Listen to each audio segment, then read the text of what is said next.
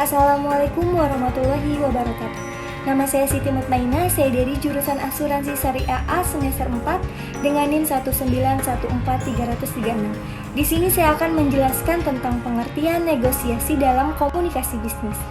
Negosiasi adalah satu cara antara dua orang atau lebih yang berbeda kepentingan, baik itu berupa maksud lain, tujuan dalam mencapai kesepakatan dengan cara mempertemukan penawaran dan permintaan dari masing-masing pihak, sehingga tercapai suatu tujuan dan kesepakatan yang sama. Dalam pengertian negosiasi, ada juga karakteristik dalam bernegosiasi.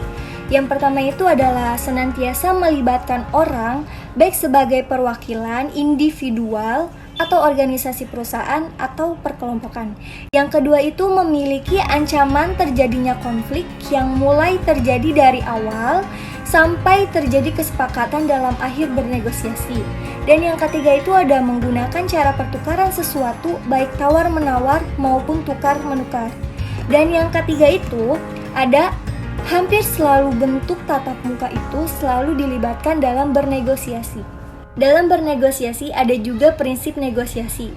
Yang pertama itu adalah memisahkan perasaan pribadi dengan masalah yang sedang dihadapi. Maksudnya, dalam bernegosiasi, kita itu harus memisahkan perasaan-perasaan yang sedang kita alami. Contoh, sedangkan kita lagi ada masalah pribadi, itu tidak boleh kita bawa ke dalam negosiasi, karena akan bersifat buruk banget kalau misalkan kita mempunyai perasaan yang buruk, perasaan pribadi yang buruk dan kita membawa ke negosiasi itu, karena bakalan berdampak buruk banget untuk seseorang yang sedang berhadapan dengan kita dan lagi sedang bernegosiasi. Contoh salah satunya seperti itu. Dan yang kedua itu ada berfokus pada kepentingan.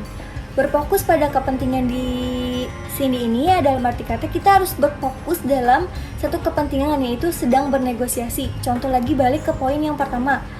Dan kalau poin yang pertama itu memisahkan perasaan pribadi kita, sama juga bergabung dengan berfokus pada kepentingan. Kepentingan kita sekarang sedang bernegosiasi dan kita tidak boleh membawa perasaan buruk apapun, masalah pribadi apapun dalam bernegosiasi dengan seseorang. Ketiga adalah mengumpulkan beberapa pilihan sebelum membuat keputusan akhir. Maksudnya mengumpulkan pilihan di sini adalah jadi selama kita bernegosiasi, kita juga mengasih pilihan kepada seseorang yang sedang bernegosiasi kepada kita. Jadi semuanya itu, pilihan-pilihan itu bakalan kita kumpulkan dan akan kita buat keputusan akhirnya baiknya itu seperti apa. Kayak gitu. Yang keempat adalah karakteristik. Vokalnya harus terdengar saat bernegosiasi. Maksudnya di sini adalah dalam bernegosiasi kita harus jelas dan lantang. Maksud lantang di sini bukan arti kata kita harus mengeluarkan kata-kata yang kencang gitu, bersuara kencang. Tetapi vokal yang terdengar ini harus begitu jelas. Maksudnya lantang di sini agar terdengar jelas dengan seseorang yang sedang kita negosiasikan, seperti itu. Dalam bernegosiasi ada juga kemampuan bernegosiasi. Jadi dalam negosiasi itu kita harus mempunyai beberapa poin kemampuan dari bernegosiasi. Yang pertama itu adalah kemampuan menentukan serangkaian tujuan namun tetap fleksibel. Seseorang negosiator terus mampu bersikap fleksibel dalam membaca keseimbangan atau perubahan yang terjadi selama bernegosiasi. Dan yang kedua itu adalah kemampuan untuk mencari kemungkinan-kemungkinan seseorang negosiator. Harus jadi lebih membaca kemungkinan dan memprediksi konsekuensi yang mungkin timbul dari masing-masing pilihan. Dan yang ketiga itu adalah kemampuan untuk mempersikapi dengan baik. Tidak ada bernegosiasi yang baik tanpa mempersiapkan yang baik, gitu maksudnya.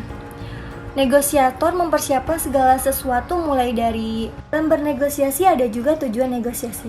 Yang pertama itu adalah tujuan agresif.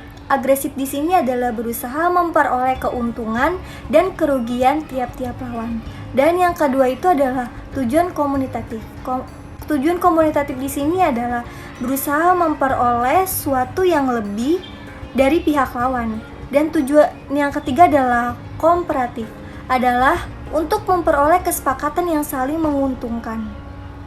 Dan yang selanjutnya itu adalah tujuan pemutusan diri. Tujuan pemutusan diri ini adalah berusaha memperoleh keuntungan tanpa memperlihatkan pihak lain. Dan yang kelima adalah tujuan defensif. Defensif ini adalah berusaha memperoleh hasil dengan menghindari hal-hal yang negatif.